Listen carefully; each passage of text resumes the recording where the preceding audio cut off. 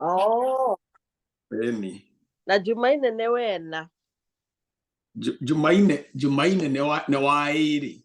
Jumatatu eni ne mwajio. Jumaine wa keri. Eni. Jumatano wa gatatu. Omothe ne wena. Omothe tu wena. Omothe ne wairi. Ti wairi. Wairi nini? Aya. Jumatatu. Wairi ne Tuesday. Eni wairi ne Tuesday. Wena ne Tuesday. Ne Jumaine. Jumaine ne wena. Wena ne Alhamisi. Wena ne Alhamisi. Mũrutwo ũcio nĩ egũcokio kĩrathi gĩa Gĩthweri na Gĩkũyũ. Reke njokio nĩ ũndũ niĩ ndĩciragia ũmũthĩ nĩ wena. Aca ũmũthĩ nĩ waĩrĩ. Nĩ waĩrĩ. Nĩ waĩrĩ. Ko twambagĩria kũ na ira. Ira warĩ mũthenya wa mbere. Ĩni ira nĩ mwanjio Monday. Mwanji nĩ Saturday. No, nĩ Juma. Monday. Kiumia kĩambagĩrĩria Monday. Gĩkũyũ. Okay, koguo Sunday nĩ ndũ. Sunday nĩ mũthenya wa kiumia. Saturday. Wa Juma. Friday. Wetano.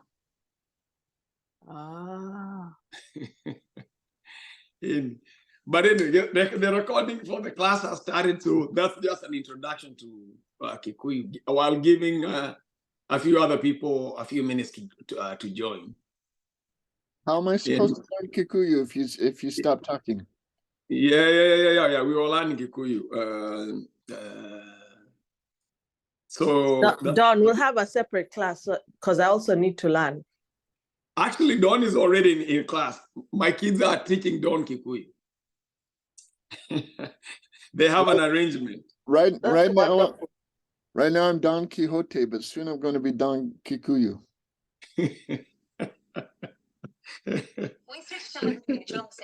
Yes. Yeah. Did you talk to Betty, Don?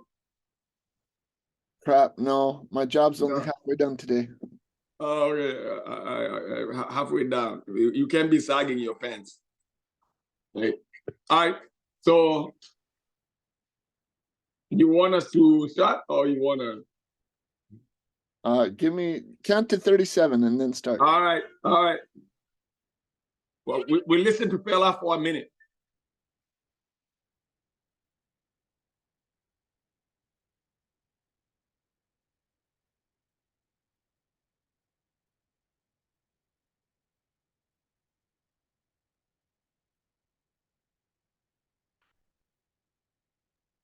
Oh, Chef, you're a little frozen. You're frozen? Oh, no, you're just focused. Oh, your video is frozen. That's all. Just your video. Okay.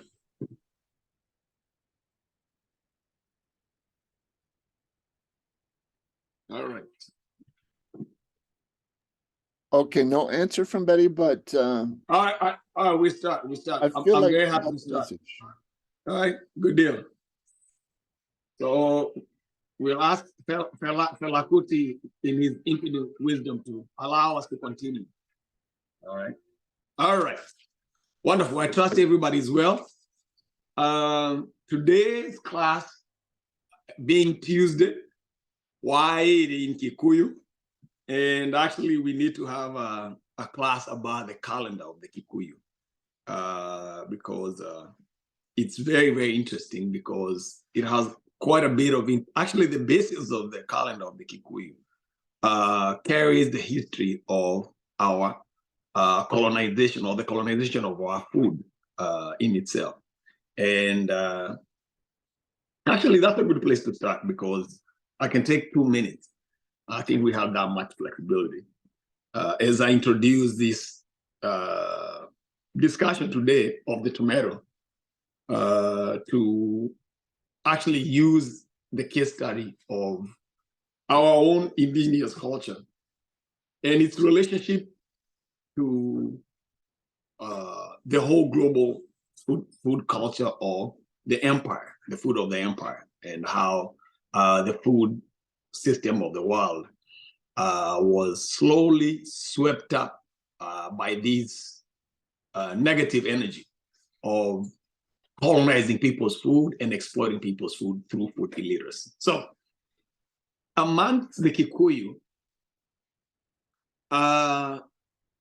the calendar of the week had 9 days.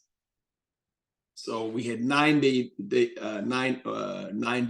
section of the week. But it was later compressed to 7 days because of the Gregorian calendar, when we were introduced to the Gregorian calendar. And what happened is, amongst the Kikuyu, the most important day of the week, you can almost say the basis of the foundation of the calendar, was not, because we didn't have a work week like we were going to work for anybody. The people worked for themselves. We didn't have factories then, because people who were ironsmith would just do their work in their section by themselves, and they'll pass on those skills to their own children. So, and that was a community itself. People didn't have ironsmiths everywhere. People would have ironsmiths only in their own, or the ironsmiths would only live by themselves. But majority of the people were farmers. 99% of the people were farmers, or at least 92, because there are also potters, people who made pots. That was the only thing that I could see. Pots and makeup, people who would make rings and stuff like that. Some of them were done by ironsmiths, but people who would do beadwork and stuff. But majority of the people, needless to say, were farmers. So the way the Kikuyu and the calendar changed too. The calendar changed. I have to say that, or maybe before I phrase that, let me say that because this is very important. Amongst the Kikuyu, we had not lived in the place we currently occupy for a very long time. We had not lived there for 1,000 years. People started migrating from Cameroon and arrived in the area we call Mokurewanya Gadaga between 900 AD to 1000 AD. Between that time, so I know it's a lot of time, but we're just going by what historians can be able to tell. That right around maybe 9 some to maybe 10 something, a few years, give or take. And the people came and occupied Meru, Embu, Mbere, Kikuyu, all those people who are related to the Kikuyu moved there around that time. For that reason, the Kikuyus were just organizing their government and creating a system that was embracive of the whole community as time goes. They would align the circumcision times. They would align the generation of the young man, whenever the young man whenever the young man would go through this rites of passage. But they would also create a common law. So whenever, for example, an issue would arise, I'll give the example of a cell phone. A cell phone is something new. So we didn't have cell phone 50 years ago. So if you steal somebody's phone or you borrow somebody's cell phone and you break it, or maybe you call somebody and you threaten somebody using somebody's cell phone. Okay, so, and you're taken to the court. The court system was the elders. The older men would have a council of elders, and those were the people who are the judges. So whenever there was something that was disputed, they would listen to the dispute because they were the government. And they were the government because they were the ones who would make the laws. They are the ones who would listen to the cases. And they're the ones who would take the taxes right? So they are the ones who are in charge, right? So the men would listen to the case. So if you took a case like that before the men, then the men would not, that was a new case. There was no case. So because the case amongst the Kikuyu are always ruled by president. So if there was a case that was similar to that, then they would use that as the basis of making the judgment. Very, very similar to what we have. That was like something that was very universal in most places. And this is some of the things that anthropologists and other fields, like historians and such, used to follow to make a case about people who came from one common area or people who had come into contact with each other. Because people don't just automatically have the very, very same practices independent of each other, right? To a certain degree. Anyway, so I'm saying that to say that so anyway, I was talking about the cases. I'm almost So I regain my train of thought. So the people who we know now, the Kikuyu, in the central province for the most part, were very, very methodically and systematically creating one culture.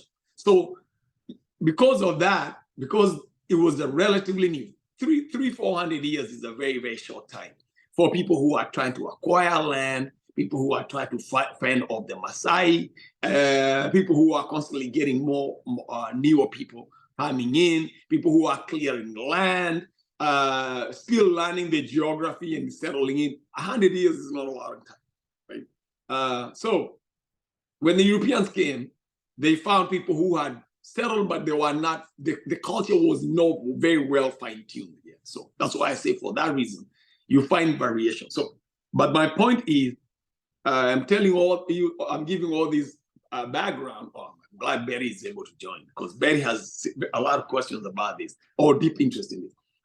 So the most important day amongst the Kikuyu was Sunday. So if the whole concept of designing the week of the Kikuyu to be 9 days was based on this particular day. And it's the day that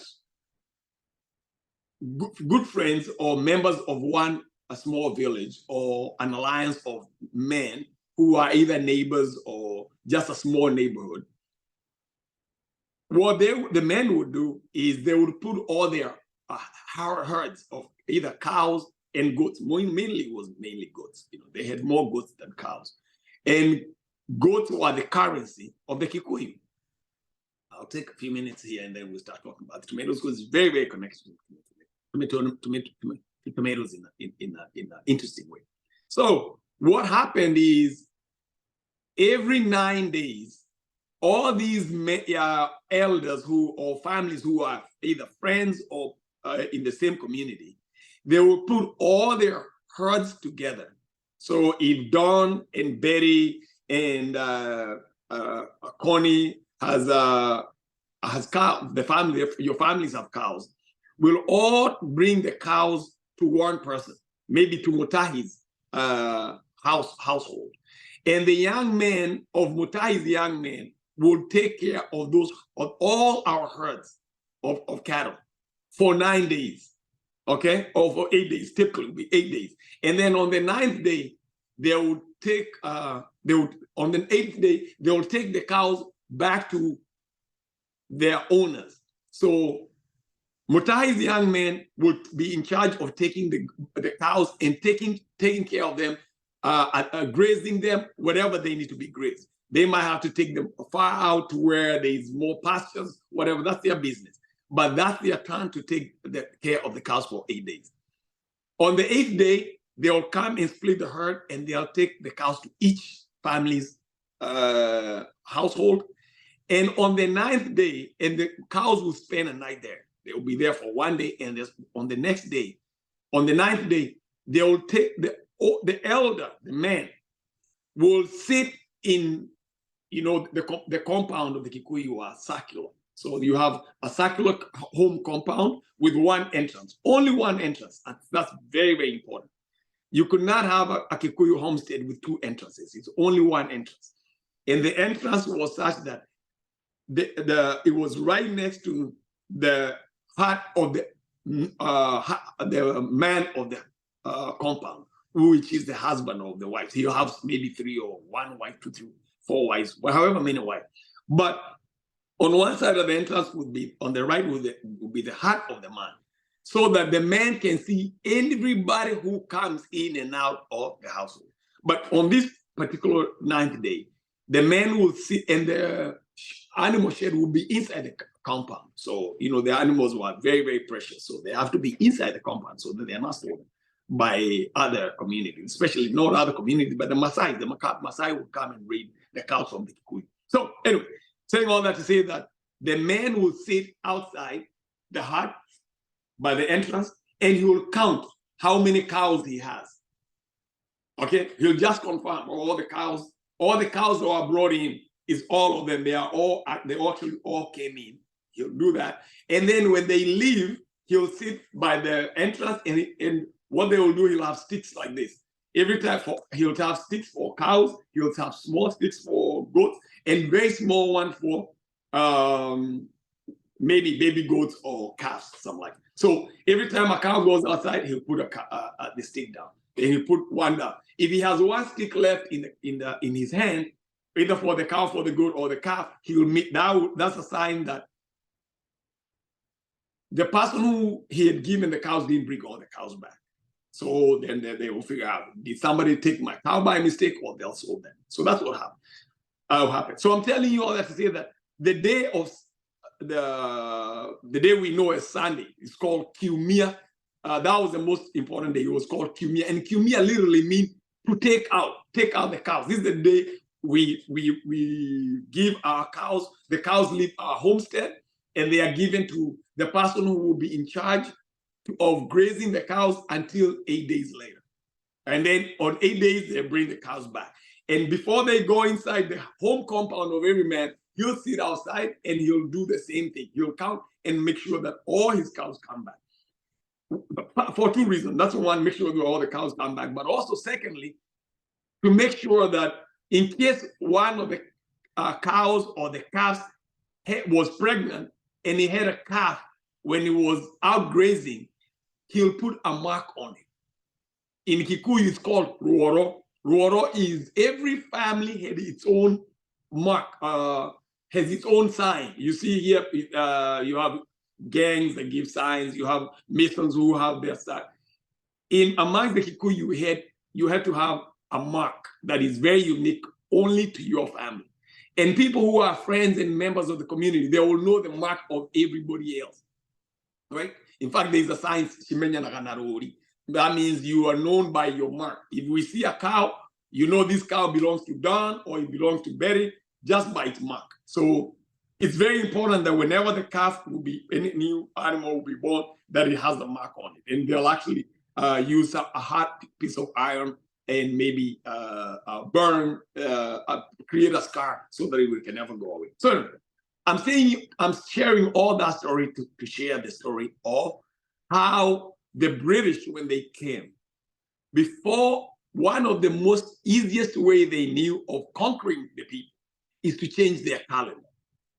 And they co-opted their calendar and used the day of Sunday, the most important day in the community. And they say, that's the day, literally, that's the day we're going to borrow and use it as the day of worship. So most people, and I'll be happy to get some feedback from members of the Kikuyu who are in this discussion, who knew that the day of the Sunday, literally what the day of Sunday means, what it means to them. Don, if you can either put your come back and speak and give your answer. Did you know or did you not know that the day of Sunday that we call Sunday now literally comes from the practice of releasing the cows from the family, which means the day of letting the cows go to pasture or to be pastured. You can put that in the comment section if you don't mind. If you're Kikuyu and you know what Sunday means, I'll be curious to know.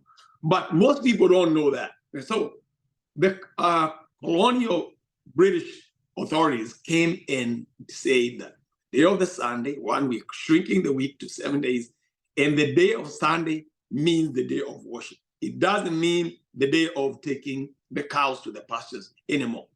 The day of the worship is for you guys to come and worship. So that is very, very interesting because we'll be talking about the tomato and we're talking about pimping. I thought I very intentionally chose that word very intentionally. It was not by, it wasn't a joke. I wasn't joking. It's literally pimping. How people are pimped through food. And that's one way in which, amongst a very, very specific example that's very close to me and very close to my heart. Yes, sir. Okay, yeah. Thank you very much, Mwangi. So that's a very good example and very, very specific to us again, to some of us who are in the group and to myself and my community and my family. How the colonial process gains a lot of traction by pimping people's food.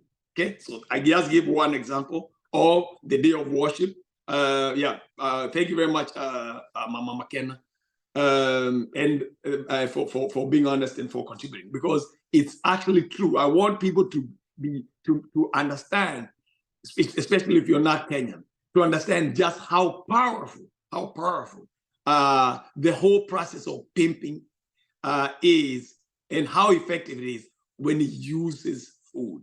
And those people who are in the business of creating the empire are very, very clear on that, and we'll use that. Betty, by the way, Betty, if you're able to, I'd be very curious to know that, because I know your family. You're very lucky because you have a father who is very well. Betty, Brian. Yes. So that's what I was saying. So Kiumia, most Kikuyu people think Kiumia means, the day to go to church, or the day we take a break, or the day we go to church, or the day of worship, all that. All right. So in the interest of time, I'm going to move very, very fast, and this is going to be very brief. Is to talk about a product that is emblematic of the continuation of the story I just shared about how people are pimped through their food in big, big ways. If there's one food I could choose from that's other than coffee, what we know, all the minerals that we know, and coffee, and we'll talk about coffee too one of these fine days, is tomatoes. I find the tomatoes to be very fascinating. Coffee is a little bit more, and I use tomato, the tomato, even before discussing any other commodity, because coffee is not nearly as widespread as tomatoes are. There are communities that you go and people don't drink tea, for example. They don't drink the tea that we grow in Kenya, for example, or coffee is not very, very popular to that degree. But tomatoes, for a very long time, have been a commodity that has been at the very, very center of a lot of disputes, and especially in the whole colonization process of Africa. Coffee was being grown in Africa at some point, and it was being grown by the British, especially in my country. They would not allow other people to grow the coffee. Only they grew the coffee. And when they grew, we didn't consume a lot of it. Matter of fact, I grew coffee in my family properly, and I didn't drink that much coffee. So think about it.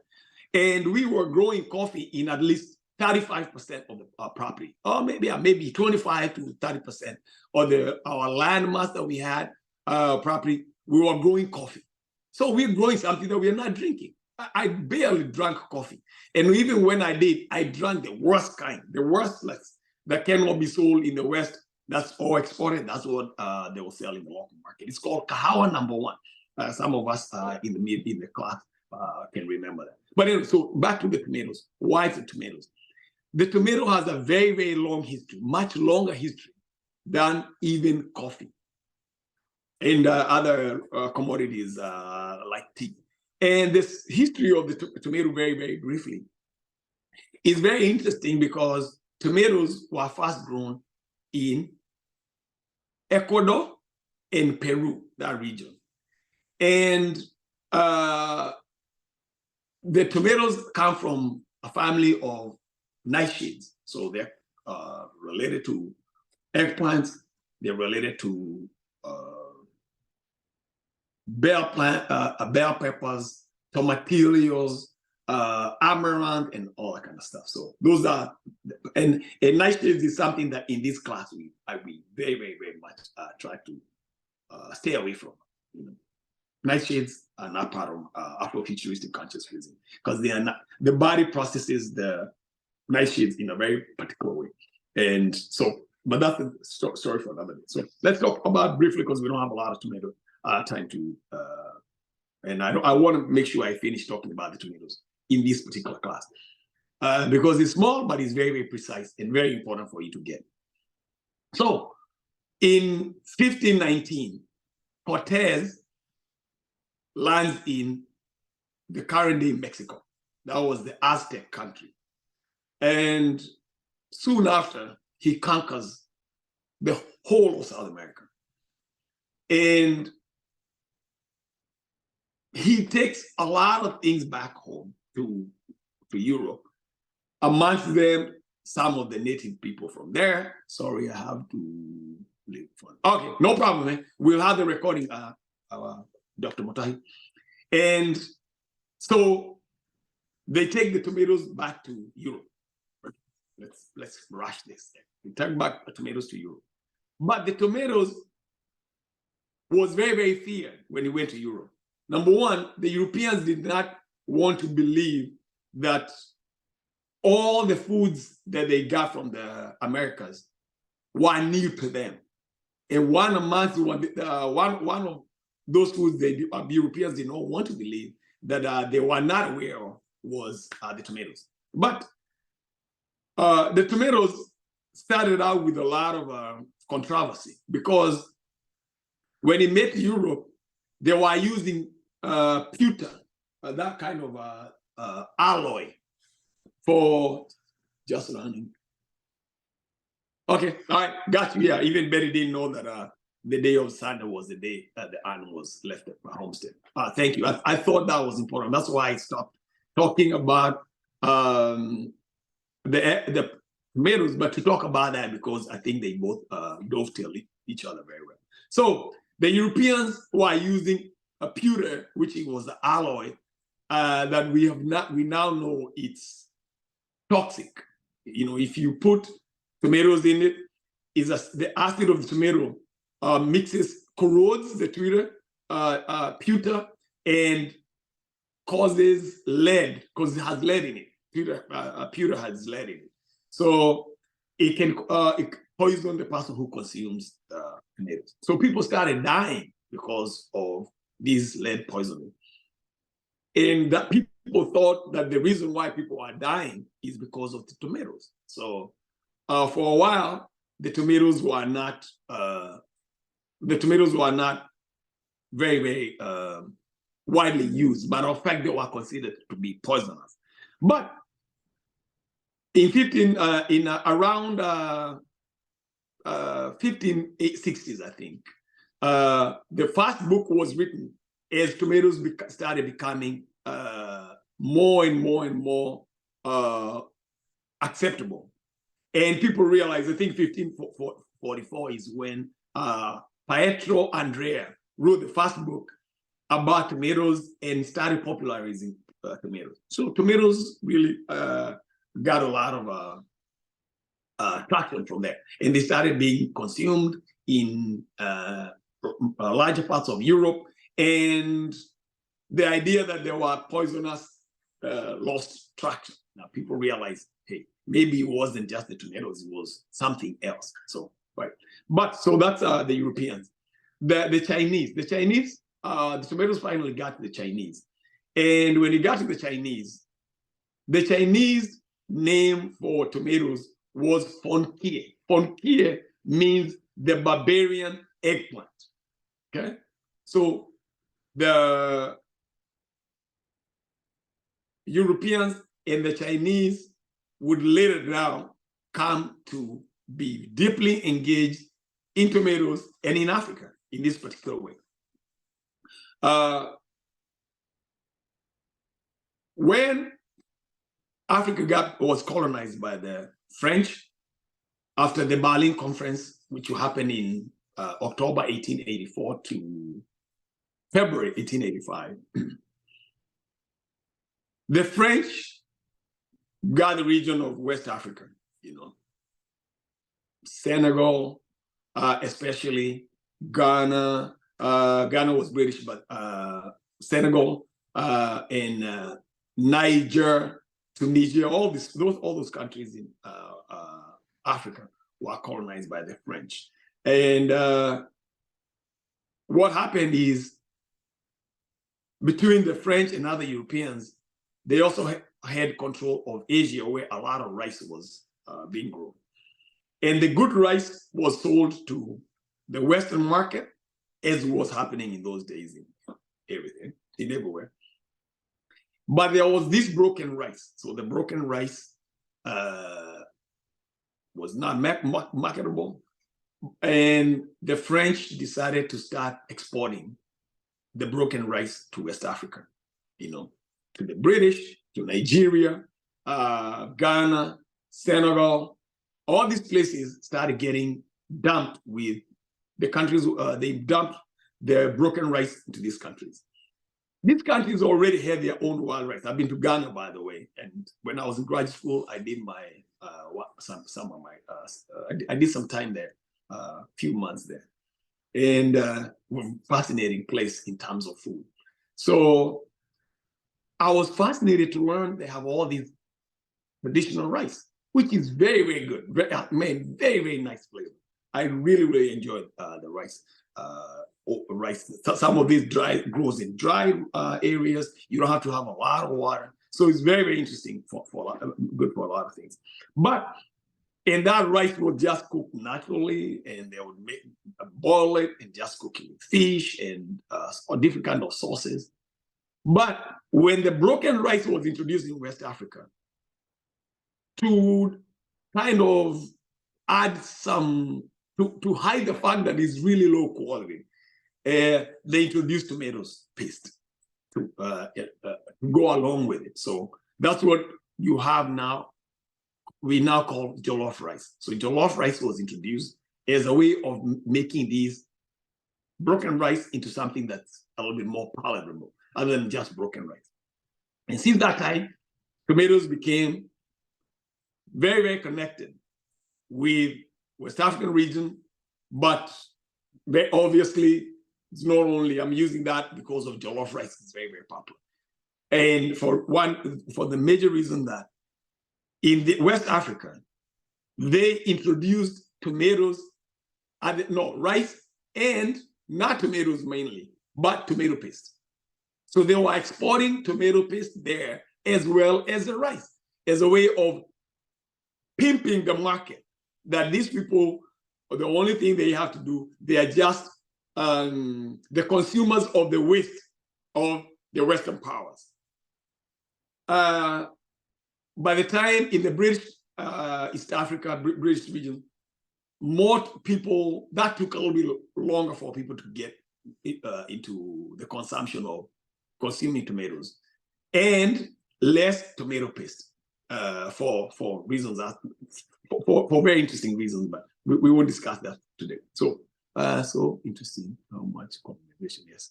Okay. All right. Good day. Good day. Good day. Yes, it is. It's very interesting. And once I hope that you guys end up agree with me that when you know how food is connected to everything, it changes the way you think in every single moment of your life.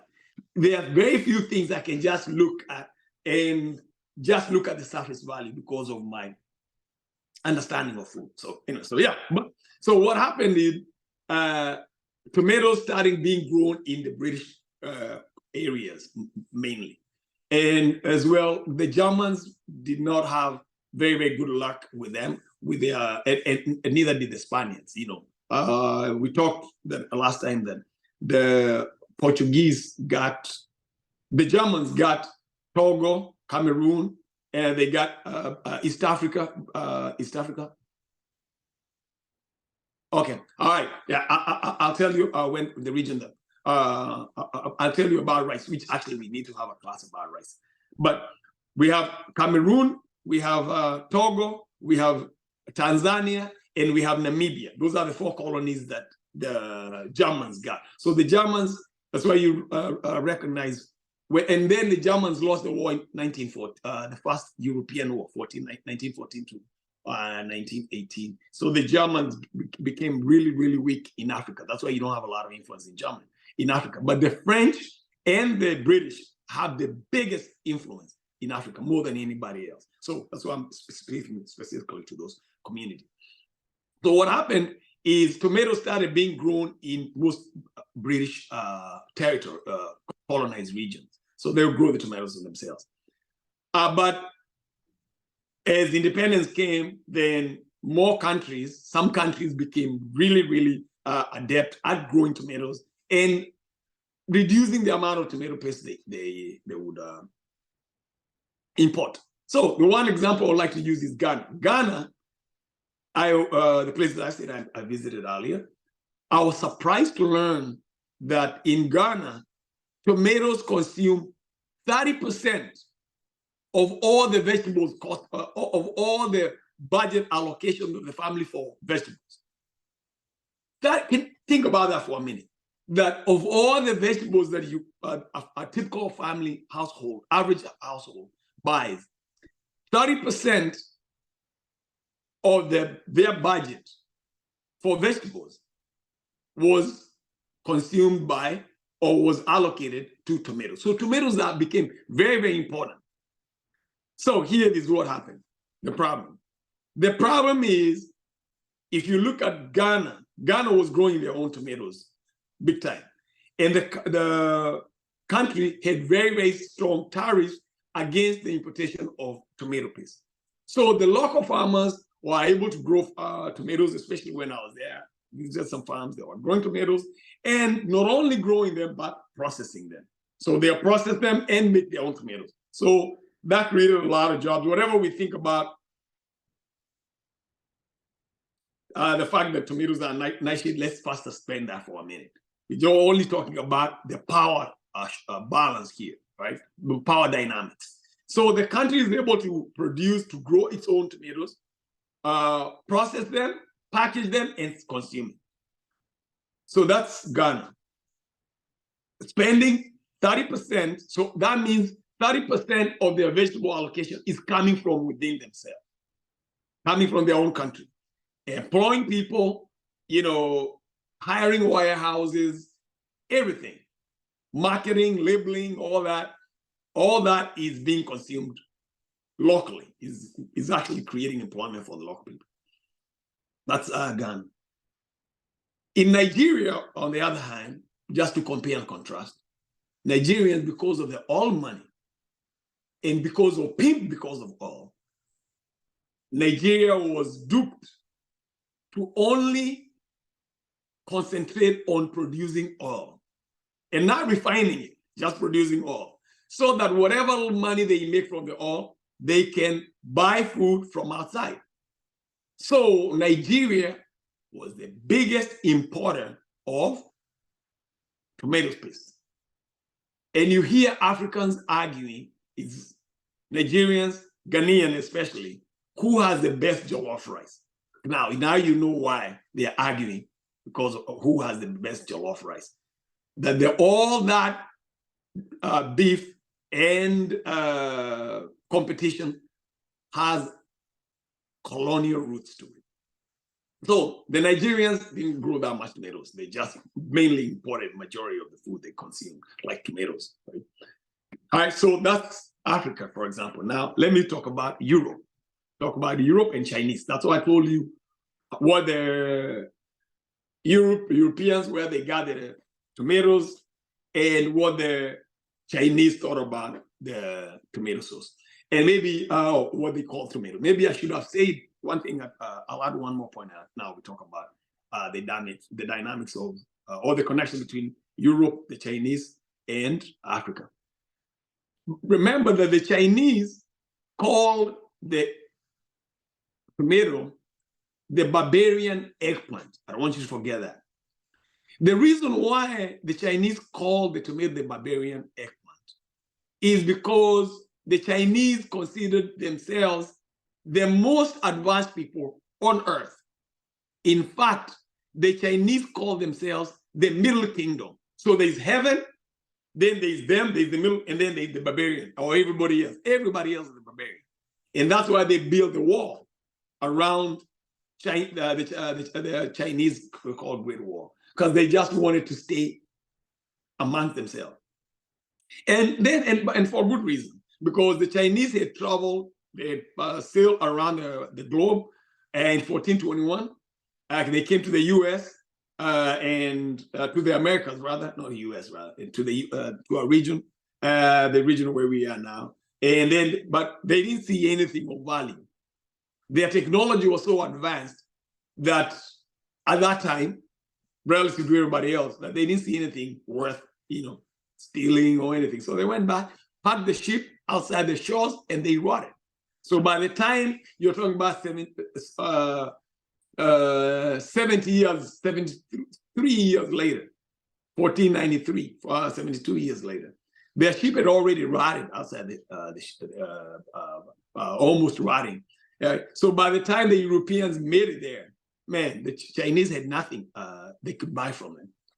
And that's when they went there and they found tea, China is the one who produced tea. The Europeans had nothing to trade for the tea. And the Chinese told them, the only thing we can take from you, we don't want anything that you have. Your quality is so low, there's nothing we can exchange. The only thing we can take is silver and gold. Keep an eye on it. Okay, so the Chinese thinking everybody else is a barbarian. Everybody else is stupid, literally. They thought everybody's stupid, is ignorant, is backward, is uncivilized. Okay, good. I don't need to tell you what the Europeans think about the Africans and everybody else. Okay, black people are here, slaves are here. You don't have slaves. You don't have enslaved people in China. At least you have a lot of enslaved people and evidence of enslaved people everywhere. People who are colonized. Okay, now I talk about the main reason why I wanted to have this class. The Europeans became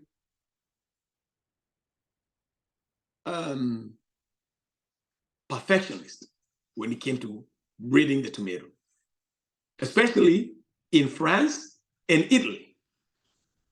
That's why it's no accident that now when we hear pizza and tomato, most people might think, oh, tomato is Italian or tomato is French, because French has all these great cuisine with high reputation. But no, they got it from the Americas and they start growing. So because obviously Europe colonized all these other people, they took the Americas using the church of the Catholic Church and stealing and robbing all indigenous communities they came into contact with. Then they had an upper hand and they had a head start in creating industries. So the Italians became the experts in growing tomatoes, what they call pomodoro, right? Which means the golden apple. It's beautiful. It was great, man. And it was going to make them a lot of money. So because of the fact that their cuisine was very well known, very well established, and their industries was quite far advanced compared to the other peoples they had colonized, people who are colonized at that time. The Europeans had cornered the market, really. They are the only ones, the Europeans were the only ones who were running the world at that time. So the industry was very, very far much advanced compared to other people. So the tomatoes of the Italians became very, very popular in many places. They marketed well. They had open market. They had political power to sell tomatoes, and they did well. And that went on until the Chinese came along. And the Chinese went to Italy when China, after 1970, when Dao Jinping said, hey, I don't want to make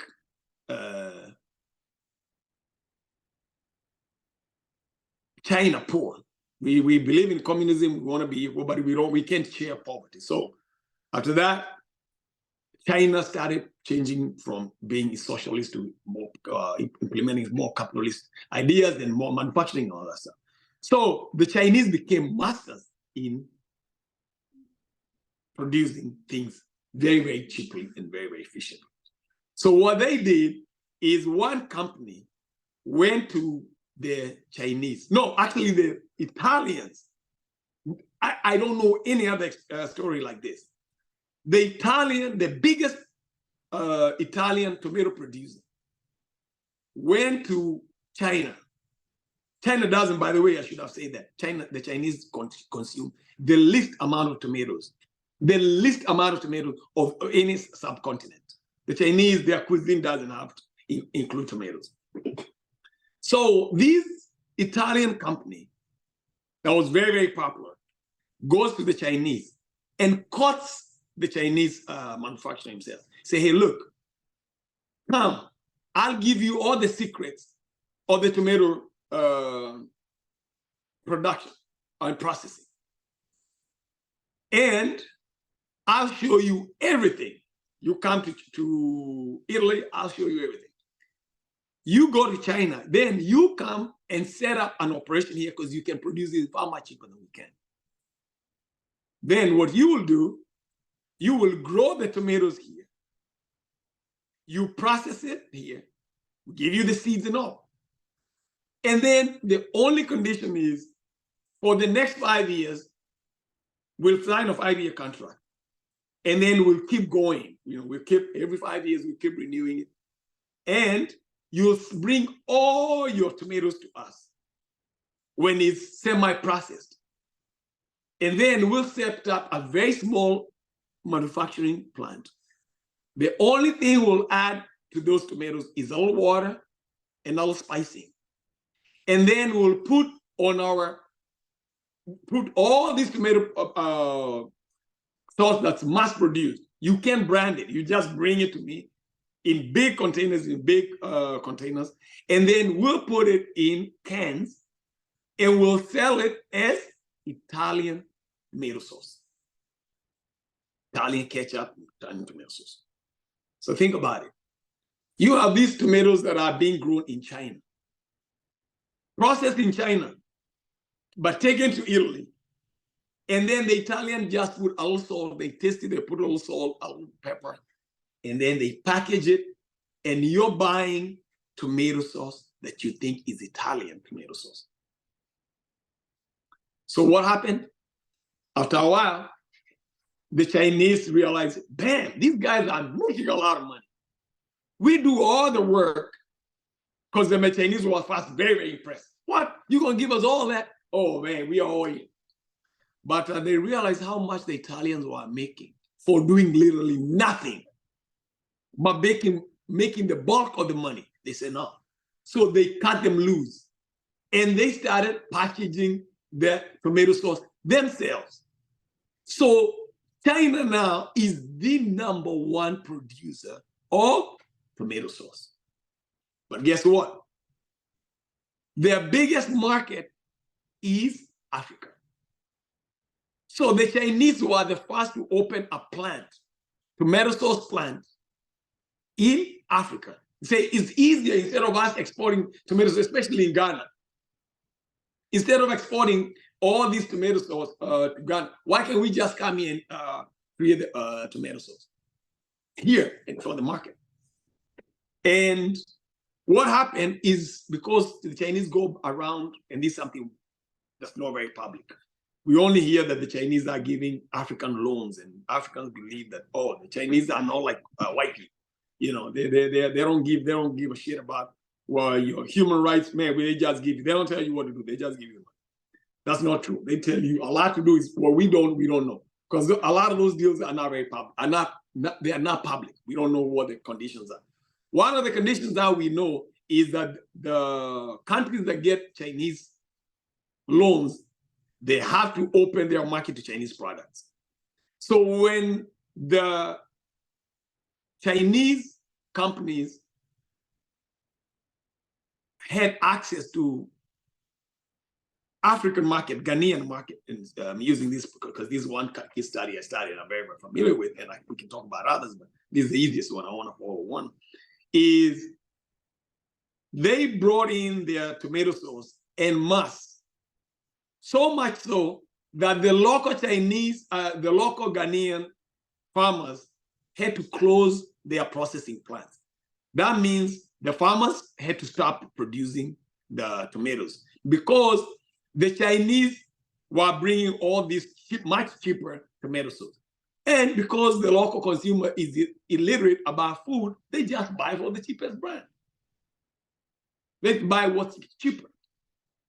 So what do? They undercut themselves. They damage their whole, they pimp, they end up actually offering themselves to the pimps. And hopefully you'll understand why. So what happened is,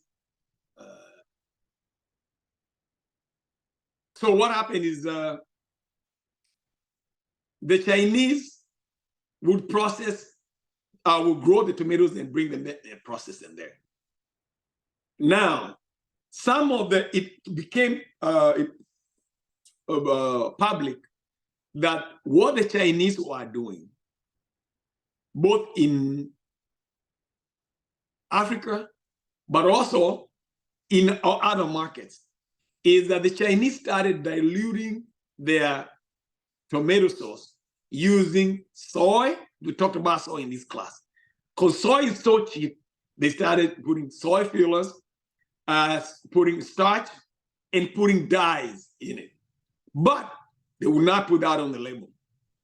Because a lot of the food manufacturers were getting such good deals, the prices were so low, they were complicit to that crime.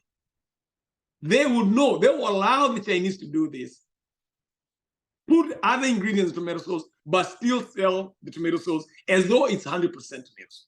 So the Chinese know what they're doing, and the manufacturers, no, the distributors know what's happening. So you have this ketchup, and tomato sauce that now has a lot of other ingredients, amongst which of great interest to me is soy and starch, because we talked about this in class. Now we know majority of the soy starch or soy, most of the soy products are 90+% GMO. That means they are being grown using chemical fertilizers, but also glyphosate, Roundup. So that poisons a lot of the tomatoes paste that people are consuming in Africa and in other markets. Okay. Now, here's the irony, man. I open because I see our time is coming to an end. So this is the irony of it. In Ghana, when they closed down the potato processing plants, a lot of the farmers who are growing tomatoes didn't have anything to do. So they crossed the ocean and went to Spain and Italy to go and work in tomato plantations there, looking for greener pastures there. Why? Because their so-called leaders have pimped their market to the Chinese.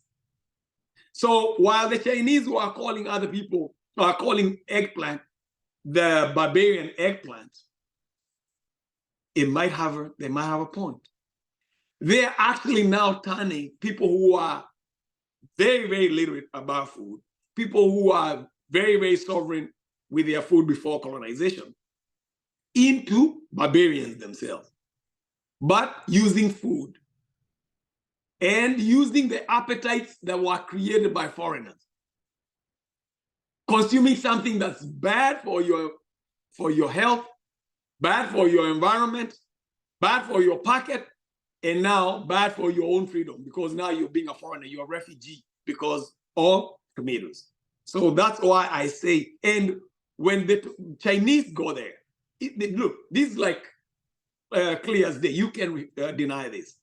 The Chinese pay the Ghanaians 4 times less for the same work in Ghana, in their own country, paying 4 times less.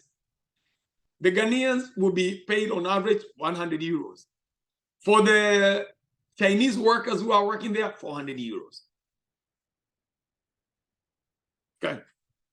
So when I say that tomatoes are unhealthy for you, they are bad, they are grown with chemicals, Chinese are taking it, they are actually advancing, speeding up the toxicity of the tomatoes to make it an eggplant of the barbarians, or to make barbarians by the other people barbarians by the way they consume tomatoes. Okay, I got 2 minutes. Let me know if you have any questions. That's what I wanted to discuss today about pomodoro, or what they say, the golden apple. It's not golden. It's not golden. Yes, it's turning us into soup. It's turning us into monkeys. And that's why I started with a song of by Fela Kuti, for those who are not in class early enough. I've always been meaning to do that, but Fela Kuti's song, Gentleman, is a song I play when I go to most universities. When I'm speaking at the university campuses, I always start with the song Fela Kuti, Gentleman, because I'm not interested in Gentleman. That was a perfect song. And among the first song I heard when I was a young man, Fela Kuti, is Lady and Gentleman. I don't know why my brother had those 2 LPs, but man, Gentleman, those, I have a lot of nostalgia of youth listening to that song, not knowing what they were saying, but just really enjoying the beat, and not really knowing that that song would have such a big impact on my life and out of my life. So anyway, so let me know if you have any questions. I hope I didn't lose you. There's a lot of compressed stuff. But somebody say, what region was rice first grown? You have 2 species of rice. Only. All rices are divided into 2 different species. So you have the Asian rice and you have the African rice, period. That's all.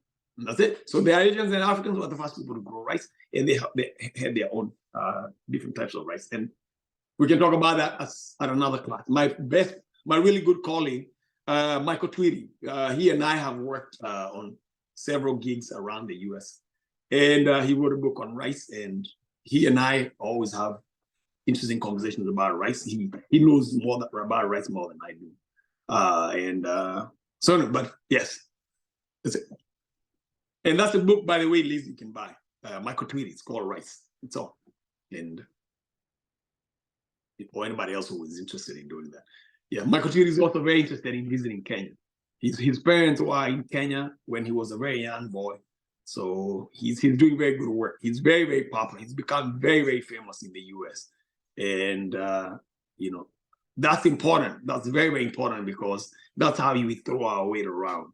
And we create positive ripples in, you know, however, in whichever small way we can, because our shit is underwater. We're underwater big time when it comes to food. Okay. Anybody else? I will find the book. Okay. Chef, okay. This reminds me of one of my favorite parts of your thesis, which is I'm trying to think of the different times you've said this explicitly, but the general message you've given me over the year and a half we've known each other is that we've got these technological adoption errors. You've got things that get mass produced that they're here today, not because of nutrition and not even because they're not poisonous, but maybe it's a flavor element or convenience or supply chain. It was just the supply chain developed like how you described in this class. And so here we are going to the store, or we have a food like pizza or spaghetti with the tomato sauce that we don't know the history of, we don't know the origins. It's just here. It's available, and so we don't think about it. Anyway, very, very, very powerful element of your thesis, I think. Thank you, thank you. Death worship, man. Death worship is what I know. We find we work, we get paid, we go to enjoy, we have life, we save money, we invest money, and you think about what all we are doing, we are just engaging in death worship. We are supporting companies, we are supporting instruments, we are supporting ideologies, we are supporting doctrines, religions that have no other agenda than death worship. My brother was very surprised when I was talking to him a couple of days on Friday, when I told him the reason why the Pope doesn't marry and the Catholic priest doesn't marry has nothing to do with the religion, has only one thing: property. The Roman powers, the Roman Catholic powers, didn't want the Pope to have, what do you call them in English? Legitimate children. All right, like in a marriage, those are your legitimate kids. Because if he had legitimate children, then the property of the church would have to be subdivided. Where are those kids going to go? Okay, so they don't want anybody to have children. You just come work and then you just create wealth. That's why it's one of the richest institutions in the world. Because they don't give anybody anything. All they do is take. Yes. All right. So that's it. And I'm not saying that, it doesn't matter to me. I'm not saying that to talk about anybody. And I don't apologize for what I say, because this is what I say. This is what evidence shows. Yeah. So that's it. We have a lot of work to do. Anybody else? Any other question? What was that Fela Kuti song again? Called Gentleman. Gentleman. Okay. Gentleman. Yeah. Yes. Recording is ending here in just a minute. Okay, the minute will be good. That's too much. I can end in 30 minutes. Anybody else got any other question? If not, we very great to have you guys. Tomorrow we'll do all the cooking, and as usual. And next time we'll talk about another interesting topic for our querida. Yes. Buona Kavue. How can you share this information? Are we transcribing these, or are we what? more than just the seven of us need, or however many we are in here need to know these things? Like now today, thank you very much. I know the days of the week. Yes. And and I know why Cumia is called Cumia. Yes. So how do we disseminate this information? What? Right. I can tell you the biggest weakness we have to the impediment to our spreading of information. One, we don't have an organization. We think about the organization most people belong to, most Kenyans, most Black people, most people in general belong to. They belong to institutions that, as I mentioned, promote death worship. So because of that, it's very difficult to get Africans to invest